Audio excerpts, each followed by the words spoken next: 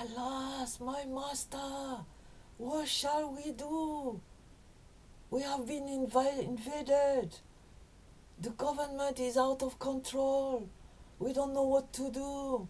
Nobody cares. This cannot continue.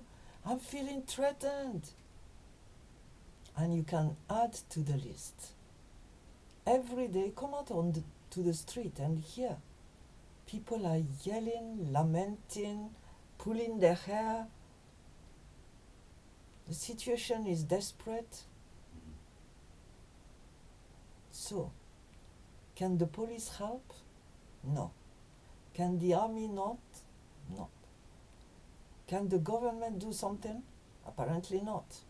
And what is interesting is all kinds of government have tried their teeth to sort out all problems that we see. None has ever succeeded. And the examples of France, the UK, and Nigeria are good examples of the helplessness we are plunged into. So, let's look at a solution. And in fact, is the only one. We find this in the story of David and Goliath. In 1 Samuel chapter 17. At that time, the Philistines, the people from the coast, Gaza, Ashkelon, whose land was given by Joshua through God to the people of Israel. They had lost the land. They were not able to maintain it, and so the Philistines were now threatening them. And the Philistines had gathered their forces for war again and assembled at Soko in Judah.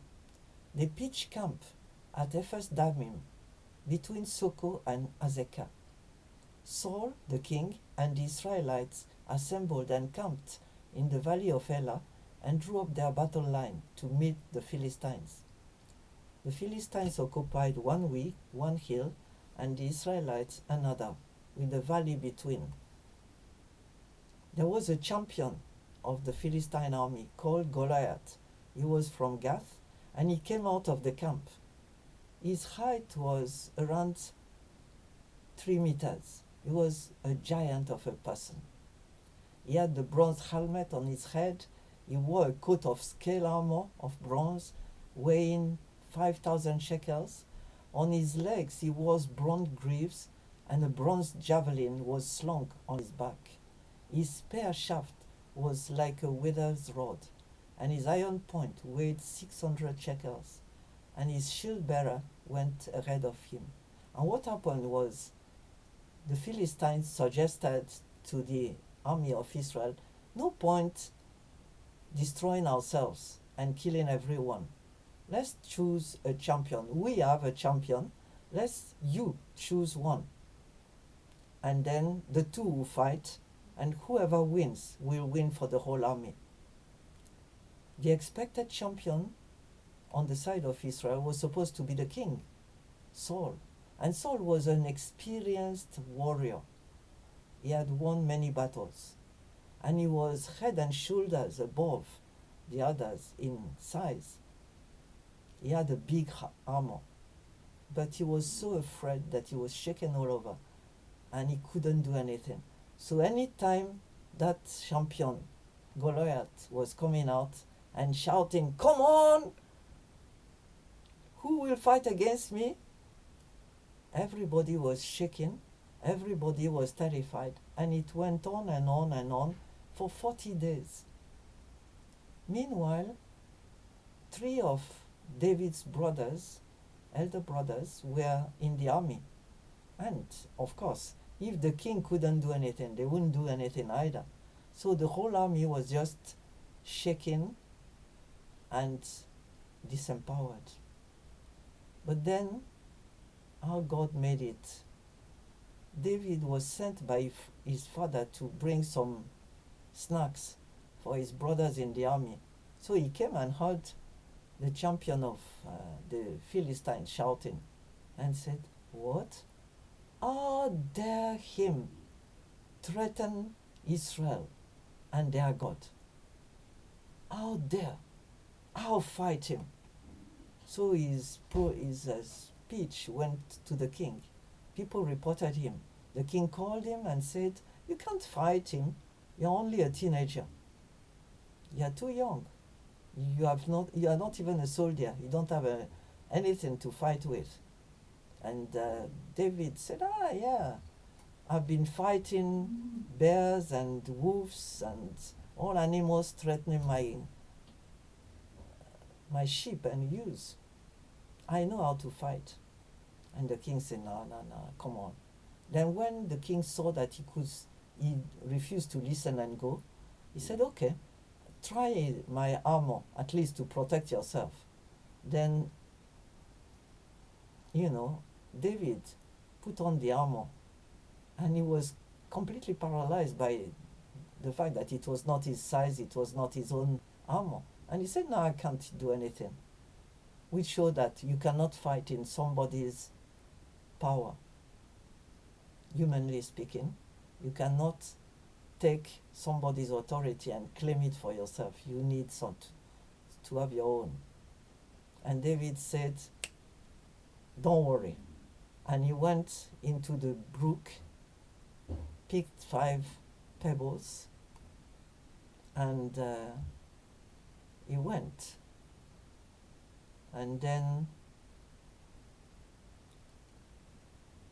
David came, and he said to the Philistine, "You come against me with sword and spear and javelin, but I come against you in the name of the Lord Almighty, the God of the armies of Israel, whom you have defied.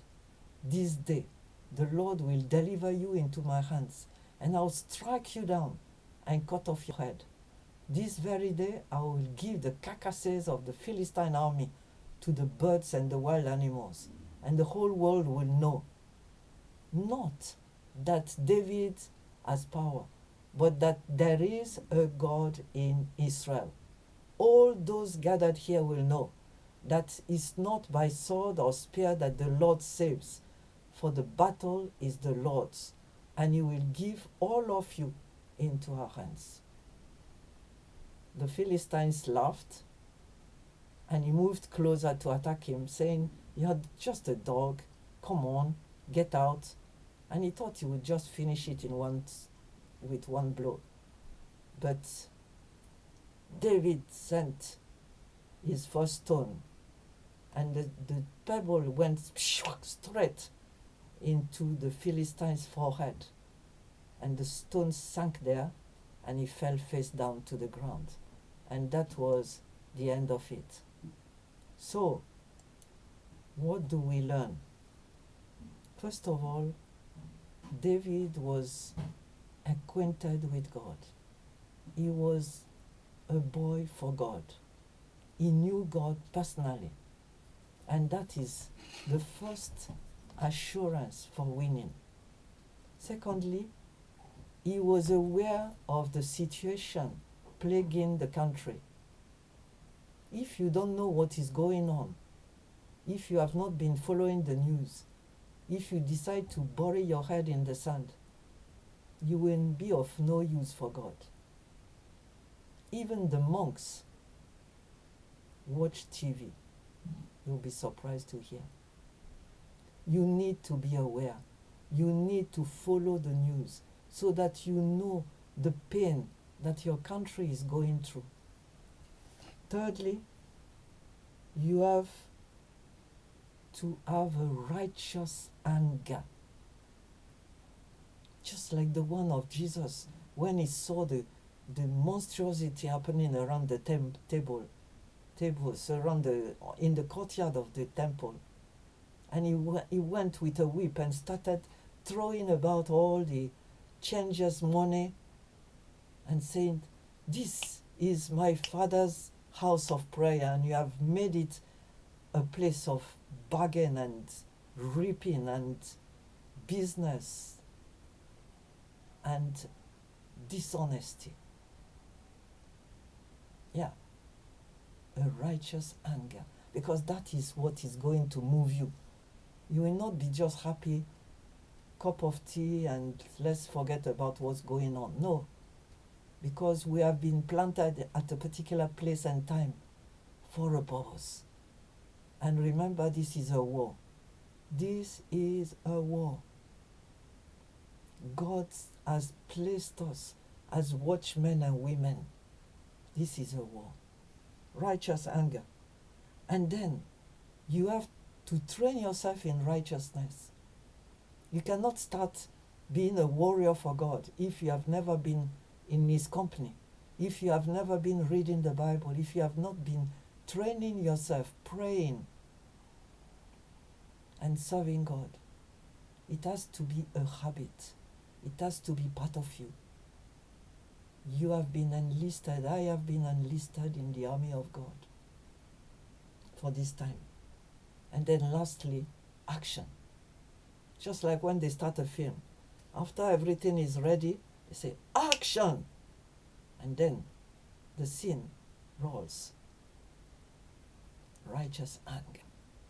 Let it be our portion today in the face of Goliath and his puppets. And God will do it.